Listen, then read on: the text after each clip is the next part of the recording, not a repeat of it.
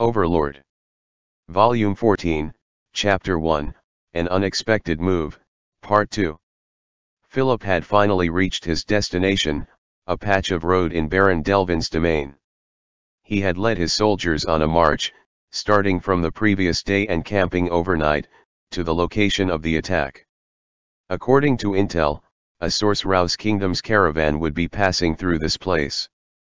Philip was on horseback, looking down upon his lined-up soldiers. They were soldiers, or more accurately villagers, under his command. A total of 50 were gathered. He had sent draft orders throughout his entire territory, but not many men responded to the call. The most common response was that they had already served the time they were obligated to. The truth was, this heavily upset Philip. The plan was devised for the future prosperity of their lands, for the good of everyone who lived there. There was also an abundance of potential spoils of war, which Philip had given thought to and proposed that it should be distributed to everybody. Still, no one came to help. They're too foolish. A bunch of ignoramuses who could not tell if something was beneficial to them or not. Nay, this was the exact reason why they had to be led and lorded over by a genius such as himself. Despite trying so hard to convince himself otherwise, his anger towards those who didn't understand him flared up. He had thought about forced conscription, but that would definitely enrage his old man, who already had a foot through death's door. In the end, he paid them in advance with the money he had borrowed from Hilma. After all of his hard work, he managed to gather 50 men, but these were either old geezers well past their prime, sick youths with frail bodies, or men with inflated egos who went around looking for fights in their villages and were generally fractious. To put it bluntly, they were the nuisances of their village and none of them were worth the money. Even so, Philip felt an indescribable excitement basking in the gaze of his soldiers. He had a hunch that a widely circulated heroic tale of his own was about to begin. No, it had already begun. As his territory will inevitably expand, so too would his status grow. He will soon be joining the world stage under brilliant limelight. He was about to deliver the first blow to the Sorcerer's Kingdom, a feat no one else could accomplish. As a ploy to contain the Sorcerer's Kingdom, this would surely allow Philip to receive high praise from the royal family and a rank that's befitting this achievement. Perhaps he could even marry that beautiful princess. So, my lord, can we actually attack them? Philip, who had been basking in his dream, was dragged back to reality as if a bucket of cold water had just been dumped over him. He returned to his senses and looked at the soldier who had asked the question. The soldier was an ordinary man, around 30 years old. He wore disheveled clothes and, for some reason, was holding a wooden shovel. Even a club would have been better than a shovel, otherwise even some of the sticks lying around here would have worked as well. Philip wanted to say something about that, but the shovel was probably the result of his order to have them bring their own weapons. Frankly, seeing that a few of the villagers were without even sticks gave Philip a bit of a headache. Apart from them, however, the group as a whole appeared as though they were some destitute bandits. Perhaps it could even fool their opponents into believing so. The soldiers around them apparently agreed with the man's doubts, as everyone within sight turned their heads towards him as if to say, "Yeah, I was thinking about the same thing. It'll be fine, this is a move to save the kingdom." My lord, we don't really get the whole kingdom thing, it's too complicated for us. We won't get tied up and have our heads chopped off though, yeah. Another man asked, and soon the others started to echo along with their yes. Philip was greatly surprised by the questions that demonstrated a complete lack of an understanding of justice. It's precisely because so many people like them exist, that someone talented like me has to lead them. Nobody obeyed my plans on farm management because these people could only think on a surface level. I said there would be no problems, are you all deaf? No, we aren't. The soldiers were not convinced, their spite was visible. Maybe he should have executed someone as a warning to the others, but that would make it seem like he couldn't lead at all. he would lose his dignity if he couldn't get them to work despite knowing that there were risks involved. As Philip panicked and knew not what to do, he heard the overpowering sound of horses' hooves stomping on the ground. He turned his head to see two horsemen galloping towards him. Their faces were both covered save for the eyes, but he still knew who they were. The two stopped afar and waved at him. Why didn't they come over here? Shouldn't they come towards me and not the other way round? Philip thought maybe they had something to say that must be kept secret. I guess I have to. He could finally feel a bit better about himself by saying things in a pretentious manner and so changed his expression to a flippant one to match. Philip moved towards them on horseback. He had had some practice riding, so having a horse walk in a straight line was not a problem. Baron, how are your preparations coming along? The man's face was masked so it was hard to identify him, but judging from the voice and his build, the man could be deduced to be Baron Delvin, or Wayne. His outfit, however, was nothing like that of a baron's. The hide armor was a bit dirty and a sword hung by his waist. His horse looked bored and lifeless, like a farm horse instead of a war horse. Next to him was Baron Rokerson, or Igor, who looked pretty much the same. Their appearances matched so well that even their horses looked similar. Unlike Philip, who had some financial backing, they must have been quite poor. Philip thought about the time when he had seen them wearing shabby clothes, and tried his best to hide the sense of superiority that was about to show on his face. Well, now I can't show this pathetic duo that I'm irritated by my soldiers' low morale, can I? This is such a pain. He, as someone of higher status, must show to those below him what exactly made him superior to them. Philip must act as a role model for society, and the inferior must follow Philip. That way, the world could run smoothly. Only the two of you. What about your men? We have already prepared them, right? Exactly, our soldiers will flank Philip Kakas and form the crane wing formation. Oh. The crane wing formation. Even Philip knew about that formation. Deploying such a famous formation was quite a gratifying thing to do. It was as though he had become the protagonist of some tale. So, if things go south, please scatter towards the left and right. The enemy won't scatter if we only go in one direction. Remember to spread as far apart as possible when retreating. I understand. It's fine, you don't need to remind Dash. Wouldn't it be better to decide in advance who should go which way? A successful retreat can be difficult in the heat of battle. This applies to Philip Kaka as well. Which direction will you be retreating to? They spoke as though they had foreseen his defeat. This made Philip quite upset.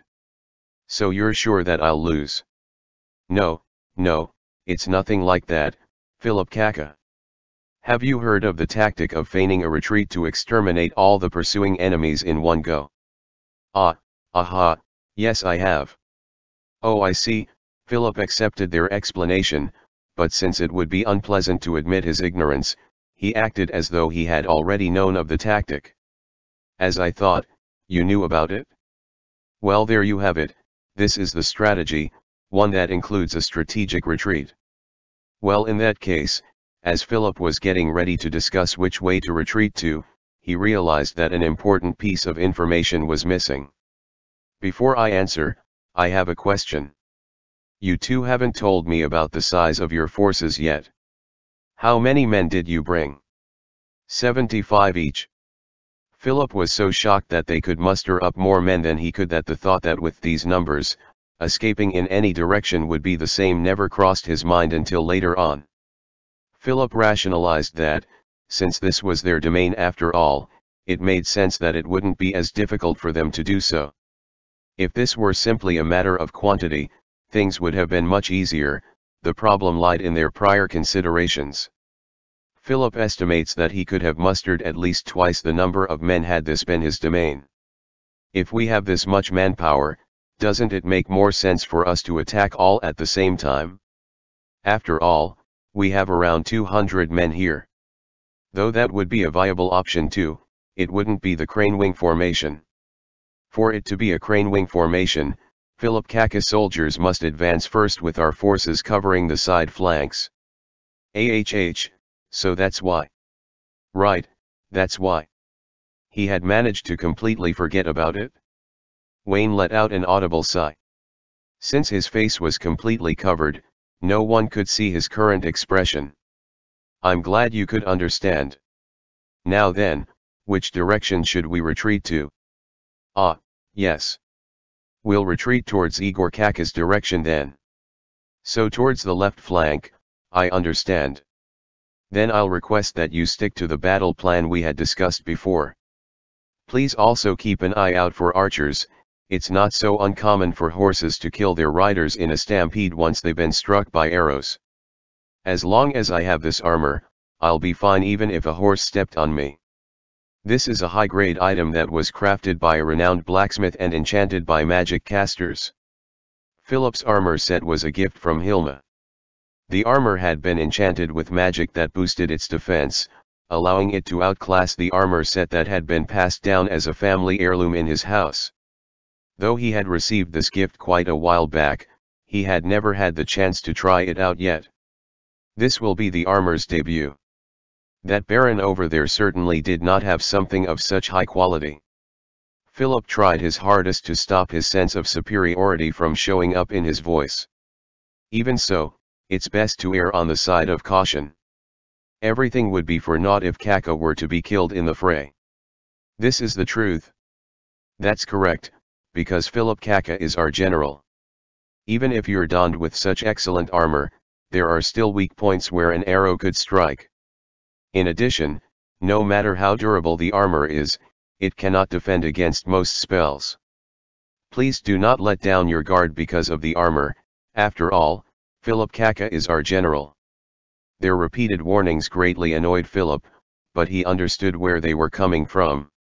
If a general were to be slain, then the battle would be over. That was common sense.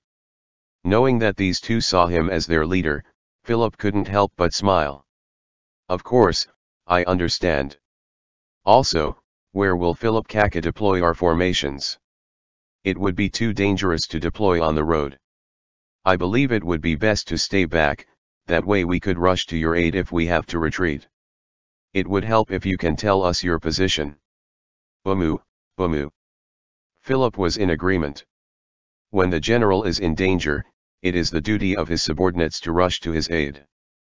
Though this was common sense, Philip was shocked that he wasn't the one to suggest this in the first place. I would have noticed these things if this was the usual me. Right now I'm just too excited. This is my first time organizing a battle of this scale. Philip gulped slightly and took a deep breath. What's wrong? Nothing. I was just trying to temper the fiery passion for this battle in my heart. I see. Is that so? Then where would Philip Kaka like to wait for the caravan? First of all Philip took a look to his left and right. The paved roads were quite wide, enough space for two carriages to pass through side by side. This road seemed to be a major source of income for Baron Delvin. There were lush forests to the sides of the road, but the closest spots to the road where bandits would usually hide, had been cleared completely down to just grass.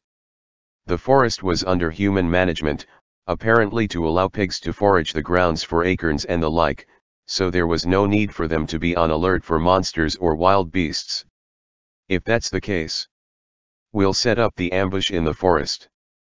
I see. If that's the case, I know of a suitable spot. There's a patch of forest where twigs, weeds, and whatnot have already been cleared out, that could allow us to retreat on horseback. How do you feel about that? Such a place exists. Indeed. When Philip Kaka decided to launch the ambush in these lands, we knew something like that was necessary, so we took the time to prepare that spot. Philip had repeatedly chosen this patch of land for the ambush in their previous meetings. Though he had asked Wayne and Igor for their opinions, both of them deferred to Philip. It must have been quite troublesome for them to make preparations after that. Then I'm truly grateful to you. Nonsense, since you had to take on the risks of leading the first charge, what we did was just our fair share, right? It's just as Wayne Kaka had surmised. The two led Philip to the site and it was just as they had described. There shouldn't be an issue for horses to gallop if the grounds were in this condition. As he finished his discussion with the two, Philip simply walked back to his soldiers. Philip couldn't stop sweating because of his full body armor, and because they were on uneven ground, his helmet could cause him to lose his balance and fall over easily. Hoo-ah, hoo-ah. Philip wheezed heavily as he took off his helmet to clip on below his waist. He took out a handkerchief and began to furiously wipe his forehead. Philip felt like the armor was a failure. Even though an armor's defensive capabilities are its most important quality, mobility is equally as important. He seems to remember that there were enchantments that lighten armor. He'll have to ask for one of those in the future. Or perhaps an enchantment that prevents him from sweating while he's wearing the armor. He should talk to Hilma about this the next time he's in the capital. After making a mental note of that, he walked back to the site where he saw his soldiers bored out of their minds doing nothing. Sorry for the wait. Milord. Who is that man who's covered his face? His appearance screams bandit. Are we being set up? That's impossible, that man's obviously an esteemed noble of the kingdom. Speaking of appearance, don't mention it. It's not as though every nobleman could afford full body armor. Plus, during the Battle of the Katsa Plains, those families that had lost their successors also lost many heirloom weapons and armor. Philip's household was in this exact situation. If he loses the set of armor it would be difficult to acquire one again.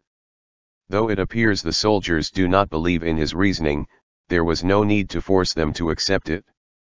Okay. Let's wait till the caravan arrives. After it does, we'll attack it immediately. Philip heard no response and raised his voice. Do you understand? Understood. Though everybody answered begrudgingly, their voices in unison were still loud enough to be heard. Philip was unsatisfied with their response, but he'll have to leave it at that. This is their first battle after all. There was no need for them to meet all expectations. For them to develop into excellent soldiers, they will have to focus on the most immediate problems at hand.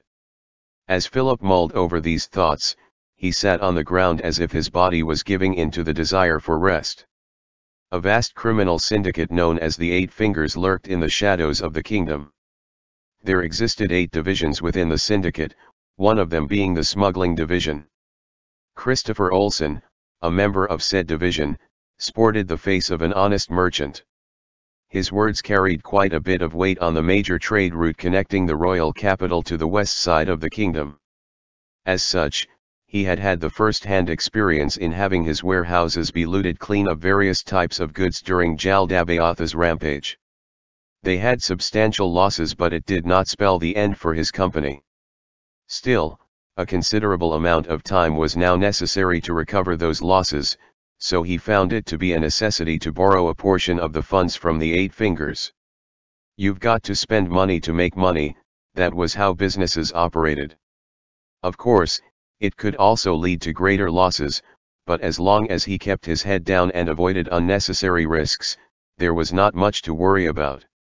Borrowing money from Eight Fingers, however, would start one down the gradual path towards losing oneself. The Eight Fingers would force merchants who had made losses into criminal activities such as smuggling, selling, or transporting narcotics. Merchants fell into this trap quite often. So what about Christopher, who had already been ensnared? In order to borrow money, he had had a meeting with the leaders of the divisions, which shocked him, to say the least. Christopher belonged to the smuggling division, so the management of loans should have been by his superiors in the same division. Meetings with the executives of the other divisions should have been an impossibility. Despite all of this, he got to meet with the top brass. Was it because his accomplishments had earned him a high recommendation? Or was it some other reason unbeknownst to him? He couldn't figure out why even after the meeting had concluded. The only thing that he was certain of was his suspicions towards the division's leader's unusually friendly attitude towards him, knowing full well how they were feared even by the dark side of society. Of course, goodwill from mafia heads could just as easily be faked as anything else. Another thing that caught his attention was the fact that they, befitting their status at the highest echelon of the organization, apparently took their own health quite seriously. Though he wondered if they were perhaps a bit too skinny, they were definitely healthier compared to his overweight body. Such people of importance had given him a job on the spot. The kind of job to be given out depended on various factors, such as the amount of money borrowed, the value of the person as a human being, and whether that person could be of use to Eight Fingers in the future. Those with better ratings were given safer jobs and vice versa. The job given to him was transportation of Source Rouse Kingdom's grain, Whether if it's safe or not is still unclear. What's the matter? Did you say something, sir? Oh, don't mind me. I'm just mumbling to myself. The one to respond to his question was the leader of the mercenary division. He was a robust man. Very much different from Christopher, who was in his 40s and saved up a thick layer of fat around his waist. The man was young, sharp, and apparently only in his 20s. He wore a steel chest plate with chainmail underneath. A helmet that could cover his entire face sat next to him, together with a well-worn sword. The man was the leader in charge of protecting the Source Rouse Kingdom's grain caravan, which consisted of 7 carriages. The security detail consisted of 24 people in total, all of which were employed by Eight Fingers and, like Christopher himself, belonged to the smuggling division. Though they were members of the same department, they still charged for their service and at a rate higher than that of mercenaries of a similar level nonetheless. On the other hand, they no longer had to worry about information leakage for secret missions as they were more loyal to the mission at hand. In the face of threats that couldn't be taken care of, regular mercenaries would probably just abandon the mission, but these men would fight as rearguards to their death.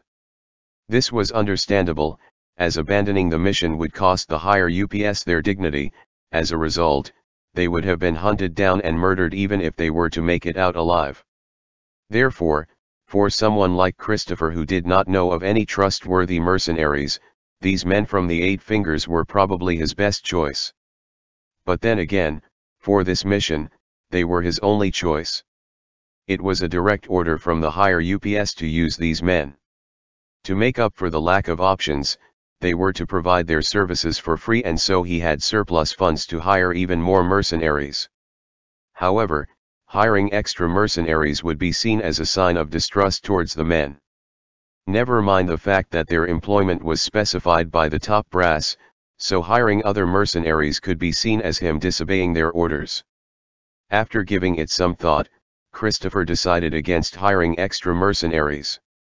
Moreover, all of the guards appeared to be quite capable, but of course, Christopher, who was no warrior, could not properly grasp their strength. That was not a problem, however, as the higher UPS have vouched for them by claiming that they were outstanding. Going against orders would be dangerous regardless of the reason. That being said, if he were to be asked whether if he felt it was safe to depart with such a small detail, he would have wished for more capable men. It would have been great if he could borrow a boss from the security department, a member of the Six Arms, the enforcement group of the Eight Fingers. Needless to say, that wish would never come true. It was said that the Six Arms, including its leader Zero, who was said to be the strongest warrior in all of the Eight Fingers, was exterminated in a conflict with the royal family, just before the calamity caused by Jal Dabaoth. Credible intel attributed their defeat to Brain Unglaus, a warrior serving under the Golden Princess. It would be outrageous to assume that all 6 of them were defeated by a single person, but apparently the Blue Roses, an adamantite-ranked adventurer group, had joined the fight as well. Christopher deduced from this that it was most likely a 6 vs 6 battle. The security department was said to have lost most of its members in the battle.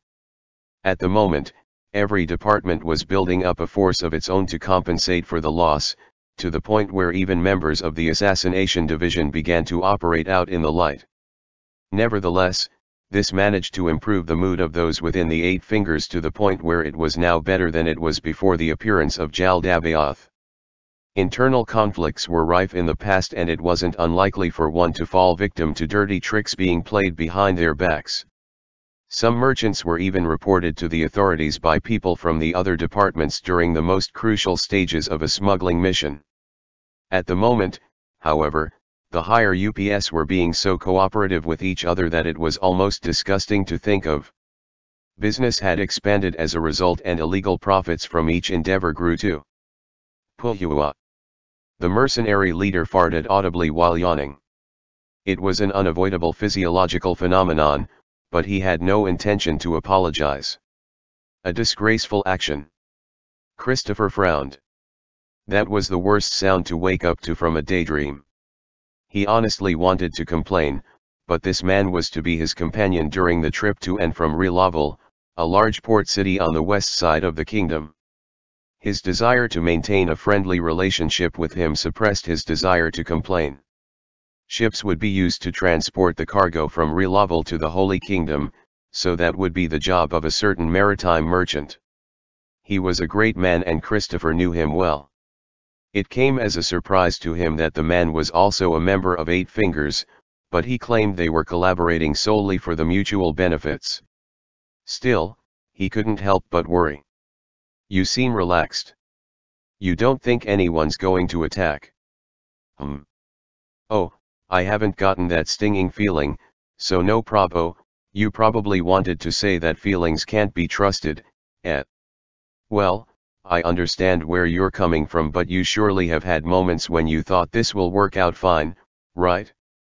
There are also times where you have had a bad feeling about something, so you try to plan for it, and it ended up being true, or something. Yeah, I've had those experiences. See? Our past experiences can function as our intuition. The mercenary leader spoke in a tone that did not match his appearances at all. See? Well, we're also flying the Sorcerer's Kingdom's flag. Only ignorant villagers turned bandits would dare attack such a caravan, in which case, we can easily take care of even 100 of them. What if it isn't villagers? Are you worrying about down-and-out mercenaries? Would they not be able to recognize the flag of the Sorcerer's Kingdom, the hottest of all topics? He shrugged. Experienced mercenaries are surprisingly well informed. Those who don't even know of the flags of the countries around don't scare me at all. Looks like you're not buying it. Think about it, wouldn't it be worrying to not know which noble you're picking a fight with? You wouldn't want to get into trouble that way, would you? That makes sense. I'm curious, which nobles are the riskiest to pick a fight with? About that, for example, the famous ones like Revan and Bulapi. The likes of them have strong armies stationed within their own territories, and it'd be dangerous to bump into them. Well, they both suffered great losses in that war, so maybe they're not as dangerous as before. Don't be careless. Bloomrush pays well, so I don't want to get on his bad side. Well, I simply just don't want enmity from any of the noble lords.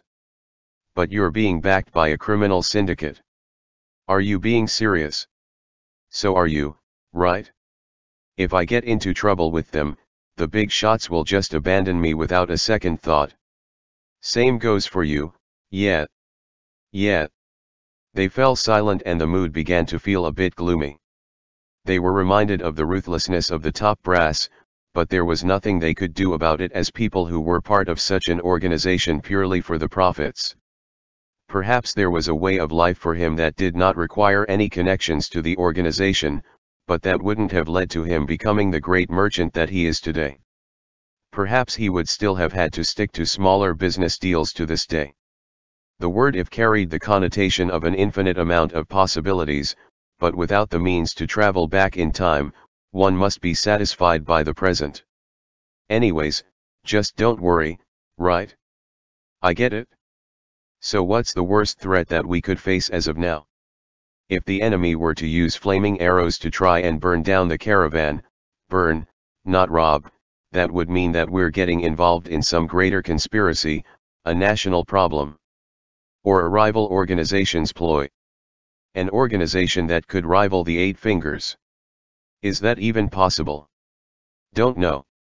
Even a rival group would probably not want to burn Source Rouse Kingdom's goods, unless they're confident that no clues would be left behind. Personally, I think national conspiracies or ploys from the kingdom or other neighboring countries are more concerning. We're probably under a higher threat to receive an attack from those sources. If that's the case, then there's no point in worrying about it, huh? Right? Anyways, it looks safe for now. Don't worry, just sit tight. The caravan was soon approaching a forest. They could utilize that fact to estimate their approximate location. Christopher opened up a mental image of a map to confirm that they were indeed making good progress. He could finally relax. Messing up a job related to the Source Rouse Kingdom would invite some terrifying consequences. The time was around noon. They just had to pass through this forest and then they could take a break as planned. This wasn't a wild forest, it showed signs of being well maintained by men, so it shouldn't take too long for them to traverse through this place. The sound of bolting horses could be heard within the wobbling carriage, which was when the carriage also started slowing down. Christopher took a peek at the mercenary leader and found his aura to be completely different from just then. Things were getting serious.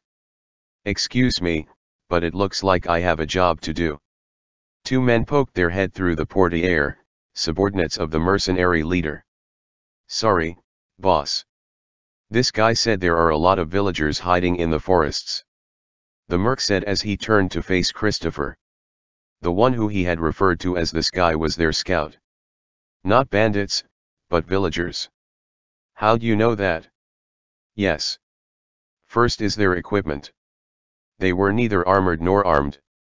Many of them are using hoes as improvised weapons, not clubs but hoes. Even rocks could be weaponized, but hoes you say? That's odd." "No, were they metal hoes?" "I couldn't get a closer look, but they appeared to be made out of wood." Christopher, who had been silently listening into the conversation, thought that it must have just been regular villagers who were returning home after working on their farms. "Huh? Really? Hoes? Is this a hoax?" It didn't feel like that was the case. "Send a few men to disperse them.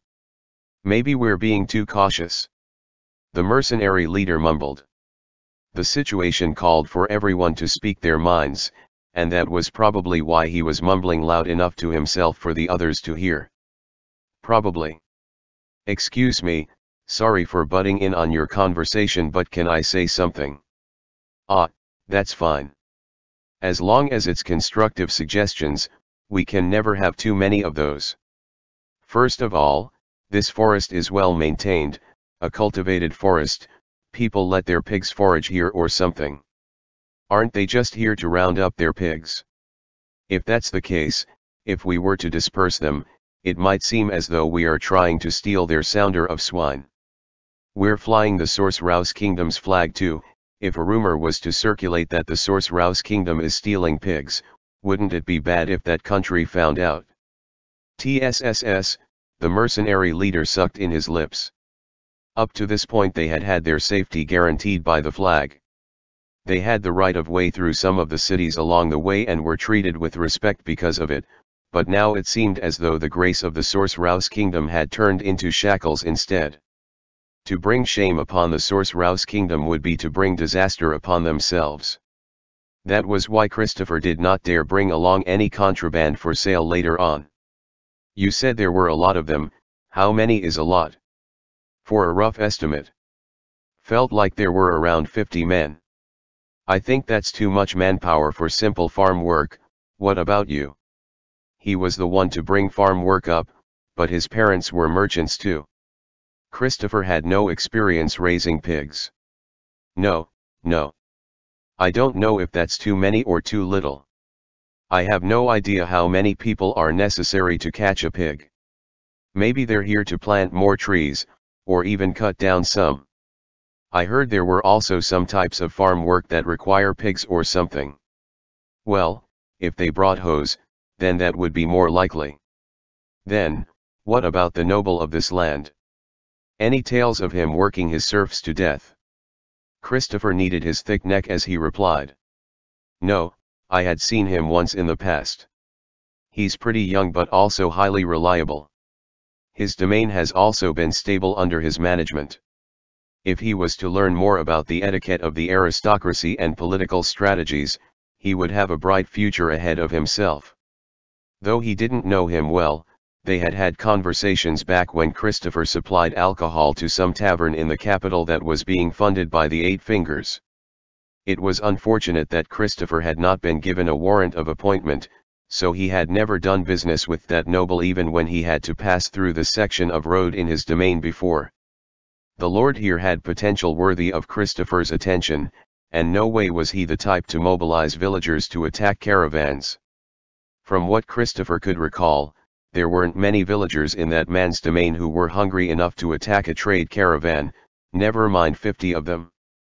There was a world of difference between him and the man introduced to Christopher by Hilmas Signius. No, that man was simply unparalleled in his inferiority.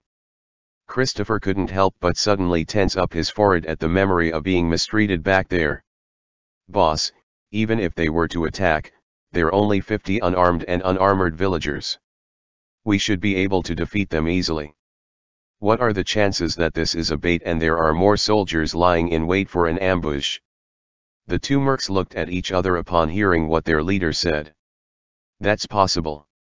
Should we scout out our surroundings? If so, we'll need some time. Better safe than sorry, do it. Please don't take too long. If we deviate from the plans too much, I would have to march an army of wagons through the next time around to make up for the time we lost.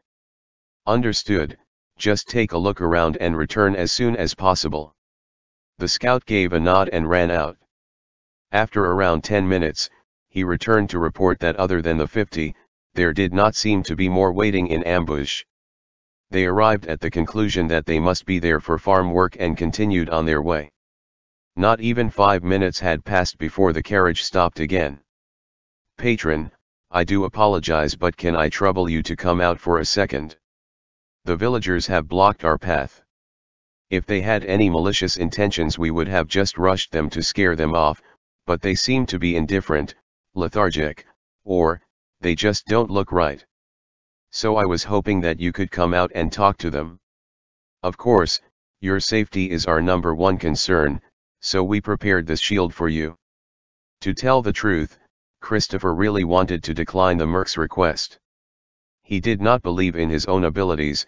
After all, he had avoided any and all violent confrontations throughout his life. But, this wasn't something he could ignore.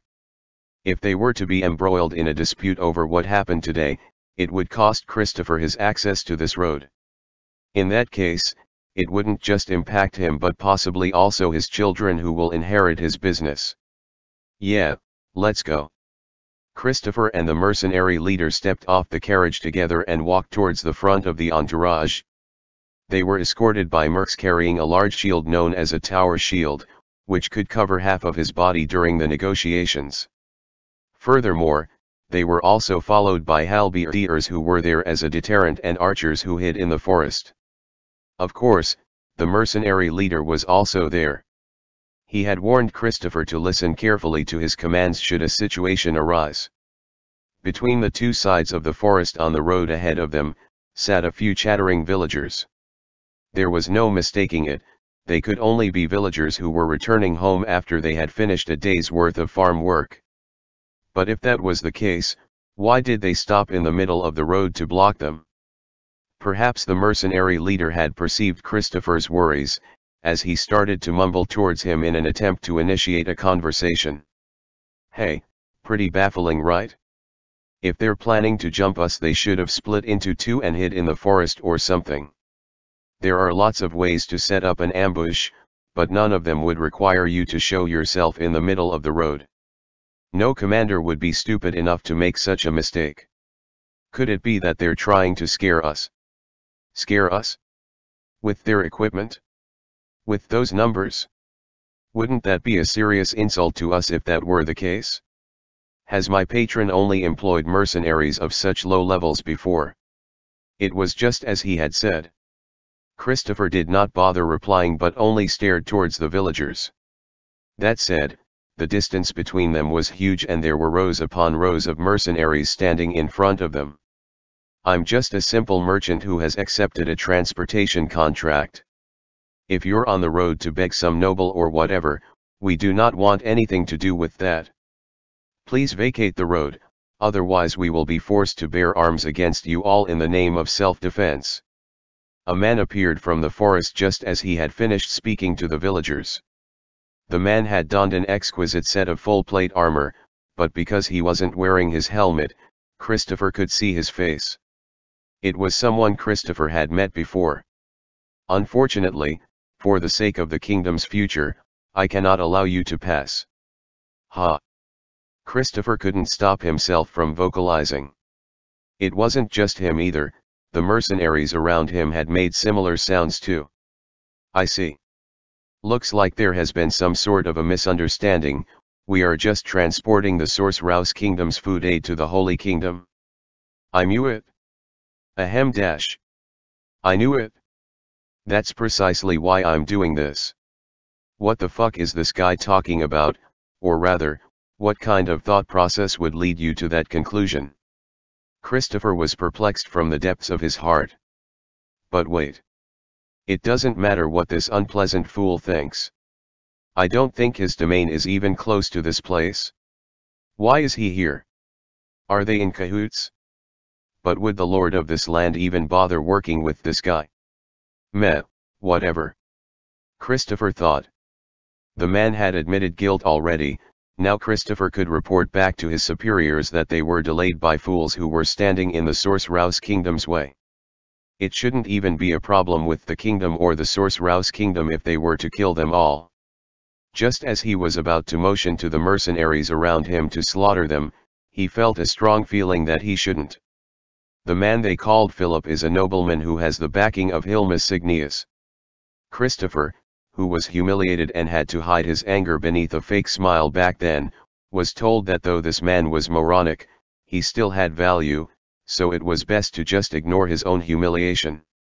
Would it be such a good idea to kill a valuable pawn of the 8 fingers? Speaking from common sense, there'd be no way a local noble would attack a caravan that was flying the Sorcerer's Kingdom's flag. Everyone should know that that would just invite the Sorcerer's Kingdom's wrath and spark all-out war between the nations. No matter how dumb a noble may be, they certainly wouldn't do something so brain-dead. If that was the case, what would his reason be to undertake such a task? Plus, if he was trying to pretend to be a bandit, he would at least cover up his face. I can't understand his reasoning. No matter how stupid someone could be, they should at least know that they should be concealing their identity in this situation. Since he was wearing that set of full plate armor, it should have come with a helmet that could cover his entire face. If that was the case, he wants us to see his face. He wants us to identify him as Philip. Why wow. Christopher was suddenly reminded of the existence of illusion magic. That's it. It's an illusion. Someone's trying to frame Philip, so they faked his appearance.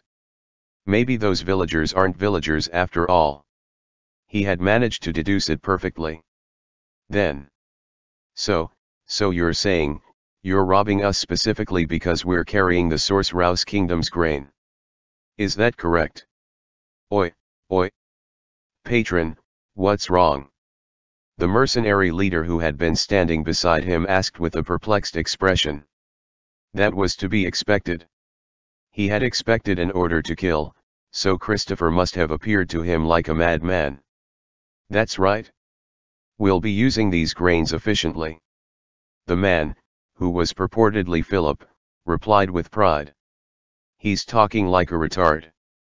The man pretending to be him must also be thinking why he'd have to say something so dumb.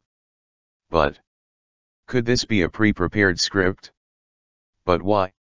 Christopher's first thought was of the rival organizations the mercenary leader had mentioned in their previous conversation. His next thought was of the leaders of the 8 Fingers. If it was the former, They had to get away from this place immediately. The Eight-Finger handed out the most ruthless punishments for those who had betrayed them, followed by those who had failed a job they had given to them. If the former was the case, then their opponents must have enough numbers to defeat Christopher's security detail. But even if they're just wearing disguises or whatever, Christopher couldn't think of a reason why there would be shovel-wielding villagers. Now that he thought about it, the latter felt more natural. If that was the case, then they're dealing with something truly troublesome, something that's extremely troublesome. This could imply that the leaders of the Eight Fingers were not as united as previously thought, but were still attempting to sabotage each other. Or, was this the will of all of the leaders? Are we being thrown away? Are they trying to push the crime of killing Philip, a noble of the kingdom, onto me? His actual body might have already been dealt with. If that was the case, what would their next best move be? Hey, patron. What are we doing? Are you scared? You know that we can easily fight off someone like him, right?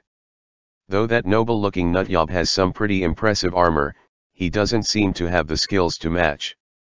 The mercenary leader spoke in a hushed tone. This wasn't the time for that, he shouldn't be interrupting Christopher's thoughts. Hold on. Just wait for a minute. Their problem wasn't going away. If they were pushing the job to kill Philip onto him, why didn't they mention it before? Had they told Christopher in advance, he wouldn't have to worry as much. He would have just taken care of that man as if he was just a normal bandit. So was their plan to make it out to be that a Sorcerer's Kingdom's caravan had killed one of the kingdom's nobles, and bring the nations to the brink of war? This thought made Christopher uncontrollably tilt his head. As the situation stands, it was more like a merchant of the kingdom killing one of its nobles in self-defense. It would be hard to force a war on these conditions. Of course, Christopher, as someone who had had deep connections to the criminal underworld, knew full well that many people wouldn't think twice about doing something as long as they had a reason prepared. There were also people who would kill for the simplest slight, but it was hard to imagine a country being this impulsive. Then there's only one possibility left. The top brass had decided on this already, but the word never got to me, so it's just a misunderstanding. After all, there would be no way they thought that it was possible for them to kill us all right now and not have news of it spread all over the place. Careless mistakes being made was a tale as old as time, so it wasn't as though that was an unreasonable assumption. What would be his best move from this point onward? If he was to take independent actions, there was a chance that he would be taken care of. If he wanted to avoid that kind of situation, he should have an excuse for himself at the very least. He should act in a way that makes it possible to shift responsibility to someone else. Killing that Philip guy would be the worst option. Once he's dead we can't bring him back and it would probably anger Signia-sama. If that's the case, leave the cargo, leave this place. If we did that he wouldn't chase us, would he? Ha! Christopher tried his best to ignore the perplexed sounds coming out of the mercenary leader's mouth. Of course. I do not intend to harm the merchants of the kingdom. Even if it isn't directly, you're still harming me.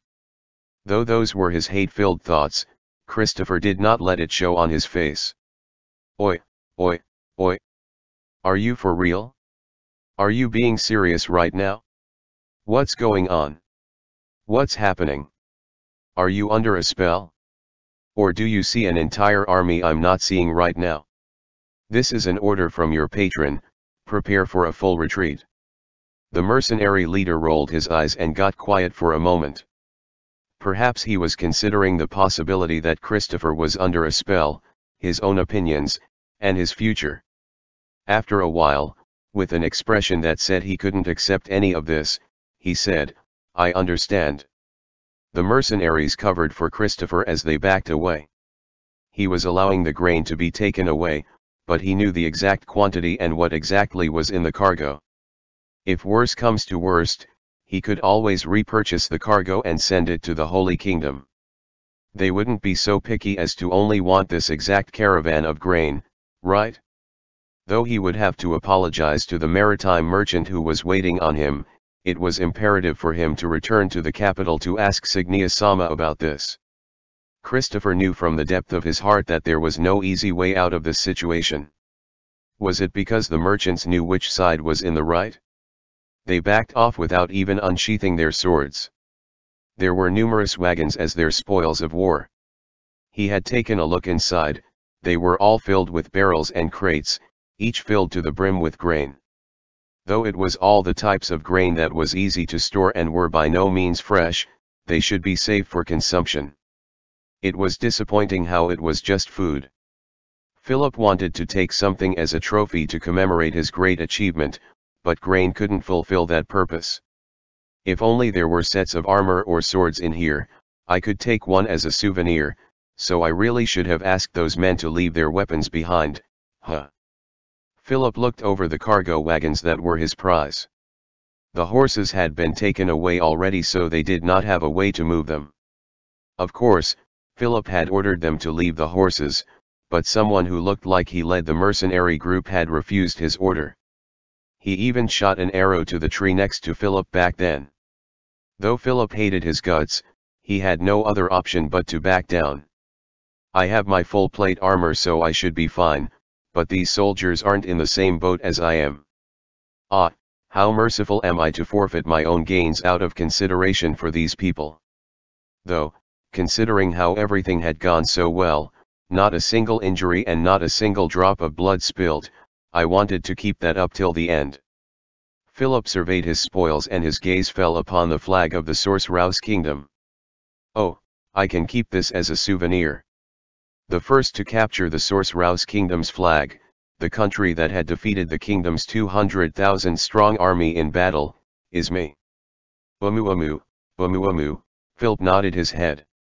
Though he wanted to hide his joy, he couldn't help but smile. A perfect conclusion suited him the best, as he thought, he was truly someone with exceptional abilities.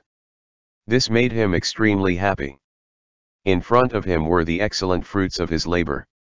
Since there were multiple flags around, it should be fine if he did it to one of them, right? After finishing that thought, Philip dropped the flag and began to stomp on it. The image of the Sorcerer's kingdom's flag being defiled with dirt filled his heart with excitement. This wasn't something anyone else in the kingdom could accomplish. That's right, Philip had accomplished what no other man could.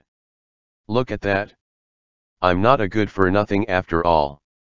Compared to brother, compared to father, compared to everyone else in the kingdom, I'm truly the greatest. Ah, my lord.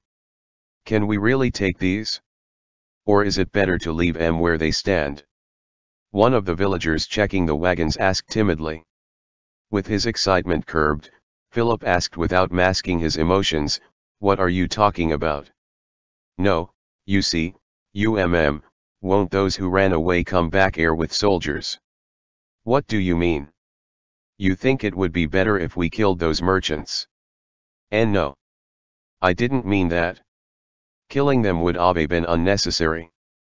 Then what are you trying to say? My lord. What should we do about these? If we can take them back, how do we do that? The other villagers chimed in. It was what was bothering Philip as well. What should we do? Even if he forced all 50 of them to carry it back all on their backs, it still wouldn't be enough to move all of their spoils back. The carriages themselves were also of high quality, so they could probably fetch a fair price, or Philip could just use them. But, with the manpower he has on hand, moving these back wouldn't be an easy task, it would be heavy, grueling physical labor. Right as Philip was agonizing over the matter, he heard the sound of people running on grass. Upon looking at the source of the sound, he saw the silhouettes of 2 masked men. Philip Kaka. It was Wayne's voice, but his equipment looked completely different from before. The dirty leather armor he had on was now replaced by a sturdy chest plate. He had a sword by his waist too. Why would he change his equipment? Philip felt doubt in his heart, but the feeling of excitement over the result of this operation was much stronger and thus overrode it. Hey! You too. Come, over here, look at our hall. What happened? Wayne stood still, surveyed his surroundings, and spoke with an incredulous tone as if the cargo wagons being there was a strange sight to behold. Outside of regular combat and raids once he considered that, Philip understood what questions Wayne had in mind. As if to affirm Philip's thoughts, Igor opened his mouth to ask. Exactly.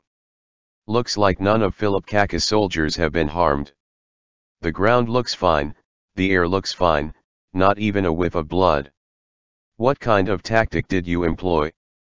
Did you have on your person any special magical items? If only he had any arcane talents, but that wasn't what Igor was talking about, was he? None of that. After all, I've gathered a great number of men, the enemy simply did not want to fight to their deaths. I think. The two of them turned to face each other, but because both of them had their faces obscured, he couldn't see what their expressions were like. Now then, how should we split this? If he was being honest, the spoils of war in front of them were there entirely because of Philip's actions. It did irritate him somewhat that he had to split the prize with two people who had just been standing far back as spectators. However, if Philip were to take it all for himself, they would surely be unhappy too. After all, they also had to mobilize the villagers in their DMSNES. 80% of the spoils should go to Philip, those two can take the rest of it. To take a tenth of the spoils each just for mobilizing some villagers, there'd be no way they would want more, right? No need to worry about that.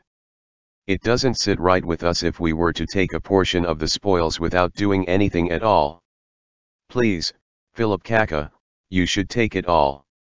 I trust that there aren't any objections. That's right, Philip Kaka should take it all, including the cargo wagons. Even someone like Philip would feel guilty to take it all after hearing such cordial words. Though they did say their villages were too small so Philip couldn't stay there, the fact that they had set up camps near the forest and had prepared food for him meant that those favors must be repaid. Nonsense, nonsense. Aren't we partners? I would have to leave some of the spoils behind anyways, please feel free to use them. No, we have more than enough, Philip Kaka. Wayne replied without hesitation, not a single shred of doubt was present in his answer. These were all earned through Philip Kaka's efforts. As the etiquette of the nobility would dictate, we cannot accept these. Is that true? Yes, both of them answered simultaneously. They seemed to possess an unyielding will on this matter, so there was nothing he could do about it. This is all mine. Philip's heart fluttered at that thought. Since it has come down to this, I'll take it all. Also, though I'm embarrassed to ask, I do have a request for you too. Could I borrow some horses to pull these wagons? Horses? What should we do? We'll discuss this privately for a second, please excuse us. The two who had temporarily left his presence seemed to be exchanging their opinions, but from this distance it was hard to tell if they were talking at all. They seemed to reach an agreement after a while and promptly returned to Philip. We'll prepare the horses as soon as possible. However, because these aren't war horses but work horses, could you return them shortly after you're done with them? Thank you very much. An important thing to note, it would probably be best to lower the flags of the Sorcerer's Kingdom. You wouldn't want to be seen by regular folks while transporting your spoils back, so though it will be difficult, please consider transporting them through the forest. Understood, I'll do that then. The two strode away as soon as they were done talking. Soon their silhouettes could no longer be seen in the forest. Philip surveyed the cargo wagons again. This was proof of his victory. They were as bright as his future. On the other hand, that which now rests underneath Philip's foot, the dirt-ridden flag of the Sorcerer's Kingdom, was a representation of that country's eventual downfall.